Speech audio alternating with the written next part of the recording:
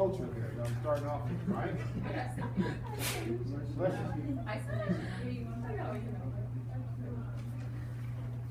And then I also have one that is 9 mil.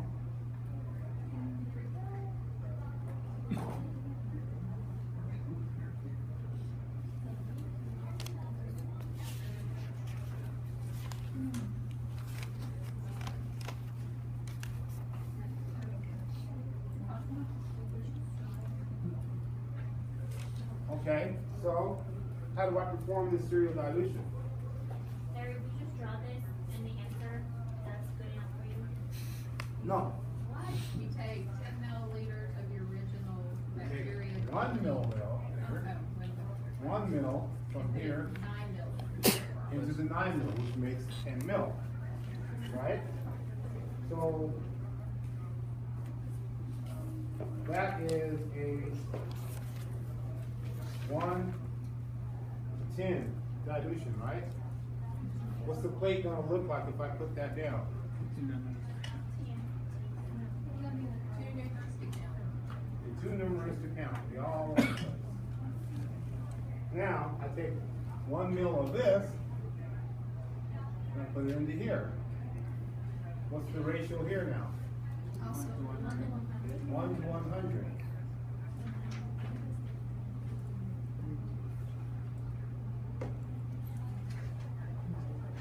What's this plate gonna look like? Huh? Still too many to count. Now I take 1 mil of here and put it into here. What does that make it? 1 to 1,000. What does it look like here? 65. About 65 colonies.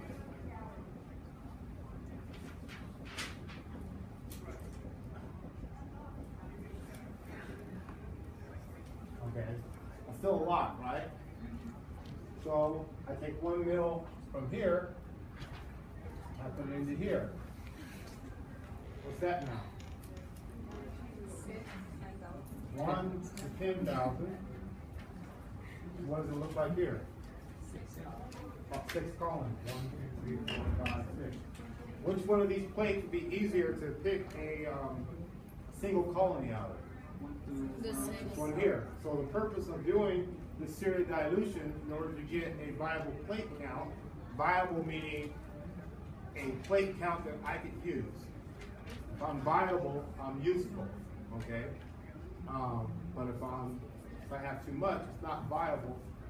Say for instance, I didn't just have one bacteria here. Say for instance, I had multiple bacteria in here from a sample. Would I be able to pick out a single colony of these? No, it'd be really hard to do it in these. We found that out when we did our environmental study, because sometimes it got too much, right? And then, if I did it this way, if there was a different bacteria in here,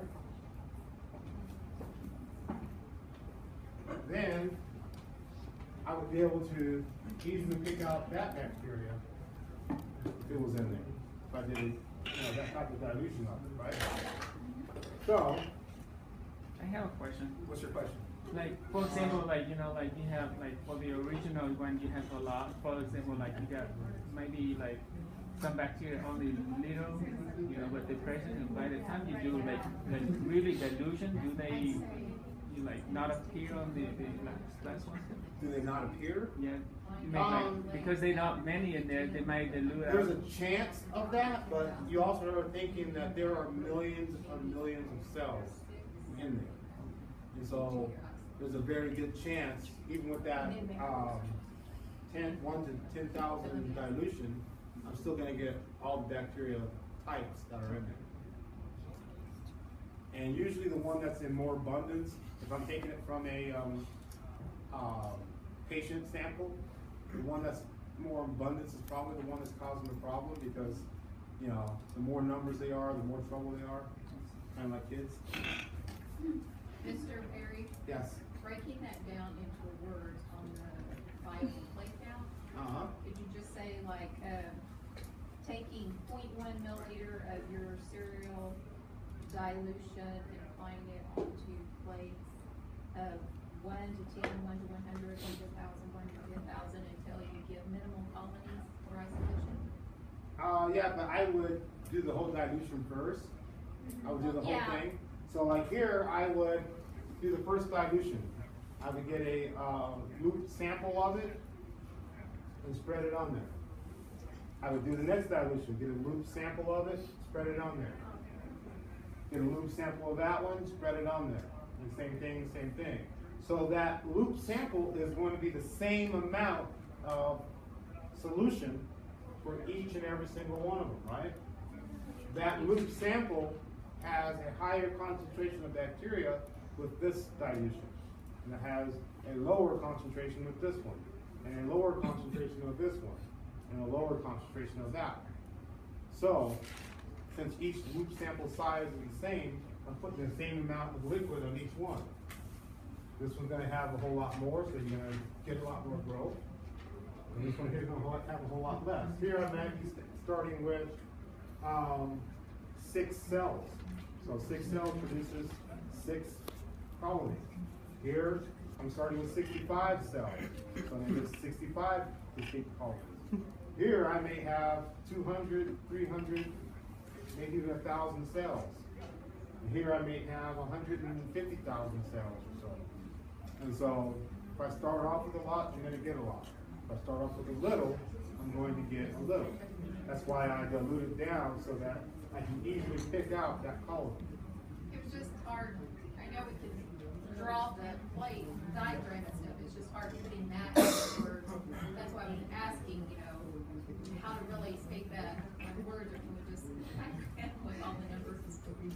Like drop down arrows of the dilution for you're taking 0.1 milliliters and putting it, applying it. 1 milliliter? No, down there on the Bible plate count. Okay, okay, yeah. See what I'm getting at? Yes. 1 milliliter in your dilution, initial dilution solution. Yes. Then you're taking 0.1 milliliters and applying it. That's the to technique that they're Bible talking plate. about, right? Yeah, I would just use a loop. Harry, how do you want this in the answer? Describe this in words. In words. Why can I just put this drawn? Huh? Why can't I just put this drawn? Because I don't know what you're talking about. You need to treat me as if I have no idea what you're talking about. To me, that that looks like, oh. Harry, explain to us like how we don't know. Explain it to me as if I have no idea what I'm talking about. Okay. You're teaching me. Okay. Let's see here. Describe in detail the process of prokaryotic DNA replication. Be sure to include all enzymes and proteins involved and their function. Okay? That's a big one. So, DNA replication.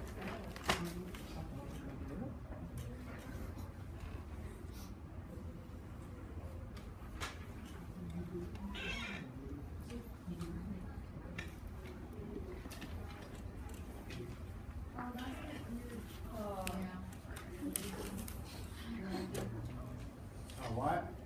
Harry, I got it, like, you explained it, but then I was. You should put the answer in the. It was Can you just like Write it out. write it down, Harry? Write it out? What do you mean? Just like write it right there. Okay. So, what's the first thing that has to happen for DNA replication to occur? Your enzymes have to loosen. Okay, how do they know where to go? Huh? Enzymes have to what? This is DNA. So, the origin of transfer, right? Or not origin. Origin of replication. Origin replication has to be found. Who finds the origin replication? Who loosens up the hydrogen bonds? Is that The topoisomerase or the DNA gyrase, right? So you have topoisomerase or DNA gyrase. They loosen hydrogen bonds of double helix. right? And so what happens next after this? DNA heliocase unwinds the DNA heliocase. Okay, DNA helicase will start to unwind double helix.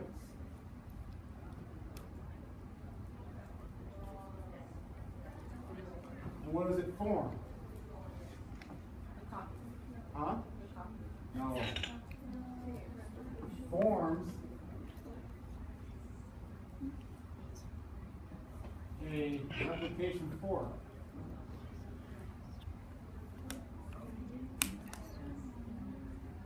Okay? This is your replication fork.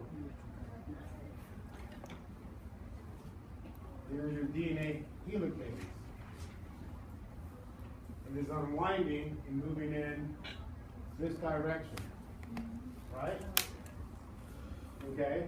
So your DNA helicase will start to unwind that double helix to form this replication fork. What happens after that? Your stabilizing proteins.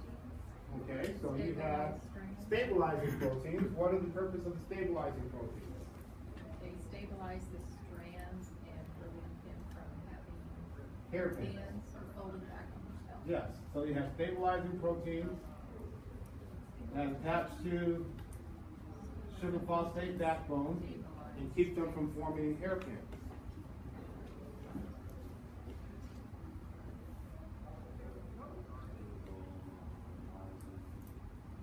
Proteins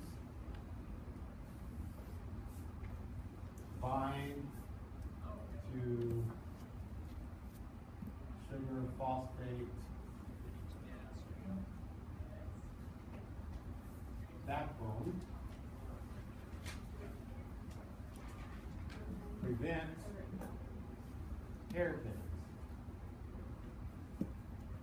formation. Okay, now that we have that going on for us, what happens next? DNA primase creates RNA primers. Okay, DNA primase is going to make a primer, right? So, is this going on just one of these strands No, or both of them? Okay, so what's the important thing to know here? that it goes 5 and then 3. Okay, so you go from 5' to 3', 5'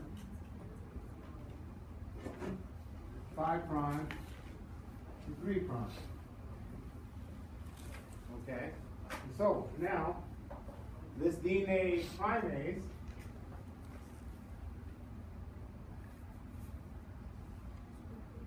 will lay down a primer. 5' to 3'. Okay? You said the what? The primase? The primase. Primase is the enzyme that makes a primer. What is that primer made of? RNA. RNA. So you can also call it an RNA primase as well. But it's a DNA primase.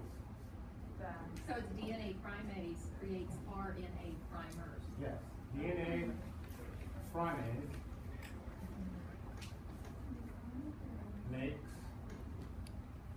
RNA primer.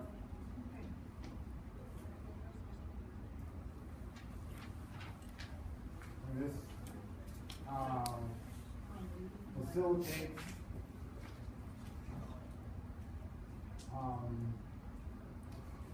DNA nucleotide attachment.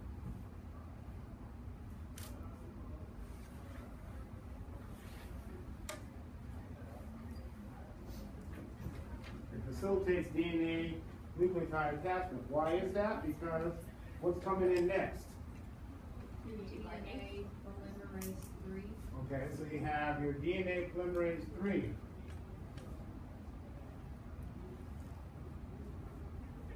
just going to start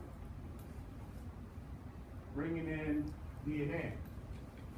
Now,